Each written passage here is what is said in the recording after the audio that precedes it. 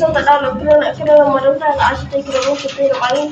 ស្រុកតាហើយ12ឆ្នាំទៅដល់ឆ្នាំទី6ក៏មុននៃសាលាបែបទីអន្តរជាតិសាខាទី19សាខាតាមវិទ្យាហើយនេះខ្ញុំមិនមានអារម្មណ៍ដែរយ៉ាងខ្លះដែលបានមកពីសាធារណៈប្រភេទមួយនៅពេលឆ្នាំសិក្សា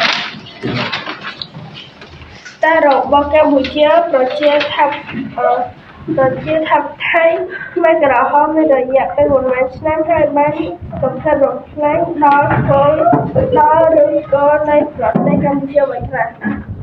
គូជាចៅអនុបាលរបស់យើងនេះគឺសូមយកគោលចំនួនមួយដែលបានដាក់ថាលេខ2ដែលប្រកបដោយក៏ដែលប្រកបដោយចំណែកពីទី1ប្រទេសតែពីជានាមទីរបស់ស្រុកដែរឥឡូវសូមយកមកកាន់អនុបាលរបស់ខ្ញុំវិញបងកម្ពុជាប្រជាធិប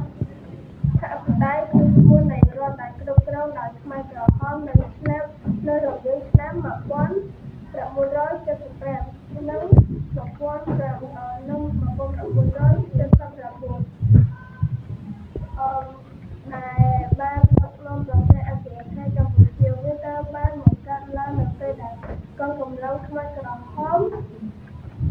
បានកម្ចាត់សាធារណរដ្ឋខ្មែររបស់នុនដល់ចេញបន្ទាប់ពីបាត់បង់ការគ្រប់គ្រងជាច្រើននៃទឹកដីកម្ពុជាទៅក្រោមការកាន់ចាប់របស់វៀតណាមរដ្ឋ